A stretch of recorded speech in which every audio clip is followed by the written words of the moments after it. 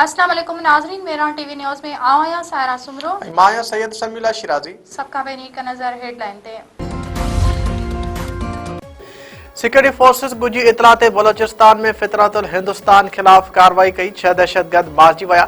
Security ज़रन मुताबिक दलबद्दीन वारे इलाके में गार में लिकल फितरतुल हिंदुस्तान के दहशतगर्दन की फिजाई निगरानी खां पोइ असराइते अंदाज में कार्रवाई अमल में आंदी पई। ऑपरेशन दौरान गार में लिकल 6 दहशतगर्दन के मारियो वियो। कार्रवाई दौरान हथियार भी मिलिया आहिनि। पाकिस्तान नेवी अरबी समुंड में अरबे रुपयनि जी मिल्क जी मंशियात पकड़े दुनिया के हैरान करे छॾियो। अमरीकी सेनेट काम पारां कामयाब कार्रवाई ते पाक नेवी के ख़राज तहसीन पेश। अमरीकी सेनेट काम पंहिंजे हिकु बयान में चयो आहे त कार्रवाई सऊदी अरब में क़ाइम गॾियल टास्क फोर्स 150 सां लाॻापियल PNS यूरोमिक कई। सिर्फ़ 48 कलाकनि में पाकिस्तान नेवी 2 ॿेड़नि मां अरबे रुपए जी मंशियात पकड़े वरिती। सऊदी रॉयल नेवी जे कमांडर कामयाब कार्रवाई खे आलमी तावन जो बहितरीन मिसाल करार ॾेई छॾियो। सिंध हुकूमत पारां आबादगारनि लाइ 55 अरब रुपयनि खां वधीक जे पैकेज जो ऐलान। वॾे वज़ीर सैयद मुराद अली शाह चयो आहे त वफ़ाक़ी हुकूमत कणक जे अघ बाबति सिंध हुकूमत जो मौक़िफ़ ॿुधो, जंहिं ते थोराइता आहियूं। बिलावल भुट्टो ज़रदारी चयो हो त आबादगारनि खां कणक जी ख़रीदारी ज़रूरी आहे। असां 42 लख टन कणक पैदा कंदासीं। हिन वक़्तु 12,65,000 टन कणक जो स्टॉक मौजूदु आहे। कराची में सीनियर सूबाई वज़ीर शर्जील मेमन ऐं ज़राअत वारे वज़ीर मोहम्मद बख्श महर सां गॾु प्रेस कॉन्फ्रेंस कंदे वॾे वज़ीर चयो त IMF कणक जी इमदादी क़ीमत 3,500 रुपया मण मुक़ररु करण जो चयो हो। कणक जो घटि में घटि इमदादी अघु 4,000 रुपया मण हुजणु घुरिजे। असां चाहियूं था त हारियुनि खे ॿियूं मराहतूं ॾियूं त जीअं नुक़सान न थिए। 25 एकड़ खां घटि ज़मीन वारे आबादगार खे 1 ॿोरी DAP मुफ़्त ॾींदासीं। 1,75,000 आबादगारनि खे हारी कार्ड ॾेई चुका आहियूं।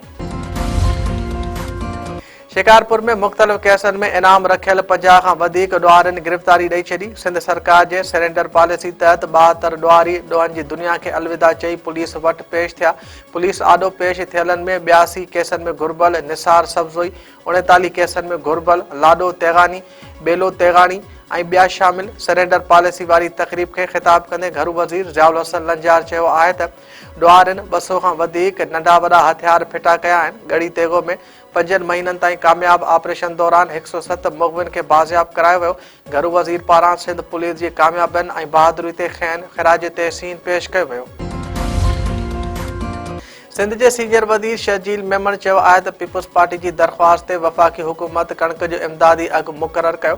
आबादगारनि खे मुनासिब क़ीमत मिलंदी तॾहिं उहे कणक पोखींदा। मुल्क जो फीथो ऐं मईशियत वापारी बिरादरी हलाए थी। वापारियुनि खे सहूलियतूं ॾींदासीं त मुआशी सूरत हाल बहितर थींदी। कराची में काटे ऑफिस जे दौरे दौरान तक़रीब खे ख़िताब कंदे शर्जील मेमन वधीक चयो आहे त सदर चीन जे दौरे दौरान चीनी सीड़पकारनि खे सीड़पकारी जी दावत ॾिनी। आसिफ अली ज़रदारी चीनी सीड़पकारनि खे चइनी सूबनि में सनतूं लॻाइण जी दावत ॾिनी। सदर ज़रदारी इंडस्ट्री लाइ चीनी सीड़पकारनि खे मुफ़्त ज़मीन ॾियण जी बि आश कई आहे। पुलिस जी बुलेट प्रूफ गाॾियुनि ते वफ़ाक़ ऐं KPK जे तकरार में बलोचिस्तान हुकूमत बि मैदान में लही पई। बलोचिस्तान जे वॾे वज़ीर सरफराज़ बुक्सी चयो आहे त KPK वारा बुलेट प्रूफ गाॾियूं नथा वठनि त असांखे ॾेई छॾियो। KPK वांगुरु बलोचिस्तान बि दहशतगर्दी सबबि मुतासिर आहे। सरफराज़ बुक्सी पंहिंजे बयान में वधीक चयो आहे त बलोचिस्तान में दहशतगर्दी ख़िलाफ़ असराइतनि क़दमनि लाइ वधीक हिफ़ाज़ती सामान जी ज़रूरत आहे। कराची में होटल मालिक शहरी खे फोरू समझी क़तल करे छॾियो। पुराणे हाजी कैंप वारे इलाइक़े में होटल मालिक जी फायरिंग में ग़ुलाम मुस्तफ़ा ज़ख़्मी अस्पताल में दम ॾिनाई। होटल मालिक गिरफ़्तार। पुलिस जो चवणु आहे त वाक़ियो ग़लतफ़हमी जी बुनियाद ते पेश आयो। दादू जी अदालत PPMP आबिद सुंदरानी जी पकी ज़मानत मंज़ूर करे वरिती। दादू जे एडिशनल सेशन जज 4 तारिक अली सांगरो जी अदालत में हिकु नींगरी समेत 3 ॼणनि जे अगवा ऐं भुग घुरण वारे केस जी ॿुधणी PPMP आबिद सुंदरानी अदालत में पेश थियो। अदालत आबिद सुंदरानी जे 50,000 रुपए जे मुचलकनि एवज़ पकी ज़मानत मंज़ूर कई।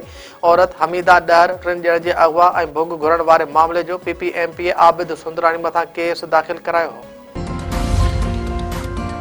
घोटकी मां मुबैना अगवा बाद राजोड़ी कोशिशनि ज़रिए बाज़ियाब थियल नारी इरम घोटो खे अदालत वारसनि हवाले करे छॾियो। नारी इरम घोटो खे अदालत में पेश कयो वियो, जिते हुन कलम 164 तहत बयान कलम बंद करायो।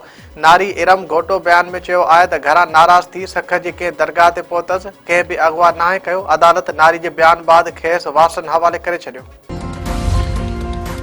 खैरपुर में घिटी जे मामले तां फुलपोटा बिरादरी जे ॿिनि धुरनि में झेड़ो। ॿिन्ही धुरनि जे माण्हुनि जा हिक ॿिए ते डंडनि ऐं सिरोटनि जा हमला। झेड़े दौरान औरत बिस्मात शर्मा फुलपोटो फौत थी वई। धुरनि में छिकताण तेज़। कंबर में आबादगारनि पारां सारियुनि जो मुनासिब अघु न मिलण खिलाफ़ डीसी ऑफिस अॻियां धरणो। आबादगारनि डीसी ऑफिस कंबर अॻियां शामियाना अॾे छॾिया। आबादगार अॻवाननि चयो आहे त कारखानेदार ऐं वापारियुनि जे गठजोड़ ऐं सिंध हुकूमत जे बेध्यानी सबबि हारी ऐं आबादगारनि खे सरमाएदार तबिको ॿिन्ही हथनि सां लुटे ऐं फुरे रहियो आहे। सारियुनि जी ख़रीदारी लाइ सरकारी मर्कज़ खोले घटि में घटि सारियुनि जी ख़रीदारी जो अघु 4,000 रुपया मुक़ररु कयो वञे। शहीद नाज़िम जोखियो जी बेवा शीरीन जोखियो पारां ॿी शादी करण जो इंकशाफ। आसिफ जोखियो जी पहिरीं घरवारी अदालत पहुची वई। वसंती जोखियो मुड़ुसु आसिफ जोखियो खां खुला ऐं माहवार ख़र्च लाइ ठठे जी अदालत में दरख़्वास्त दाख़िल कराए छॾी। आसिफ जोखियो जी पहिरीं घरवारी वसंती जोखियो चयो आहे त संदसि मुड़ुसु आसिफ जोखियो शीरीन जोखियो सां शादी कई आहे, जंहिंजी मां गवाह आहियां। आसिफ जोखियो शीरीन सां शादी खां लातालगी ज़ाहिर करे छॾी। अदालत वसंती जोखियो खे हिरासा न करण जो हुकुम ॾींदे केस जी ॿुधणी 3 नवंबर ताईं मुलतवी करे छॾी। कुनूरी भरिसां होटल ते वेठल 2 नौजवान ॿाहिरि हथियारबंदनि हथां गोलियूं हणी क़तल। नबीसर थर में जवाबदारनि जी फायरिंग में साबिर ऐं जान मोहम्मद चांडियो मारिजी विया। पुलिस जो चवणु आहे त ॿई ॿाहिरि ॻोठ डंबरली जा रहवासी हुआ। डैम जी मज़दूरी लाइ आयल हुआ। वाक़ियो पुराणी दुश्मनी तां पेश आयो आहे। वधीक जांच कई पई वञे।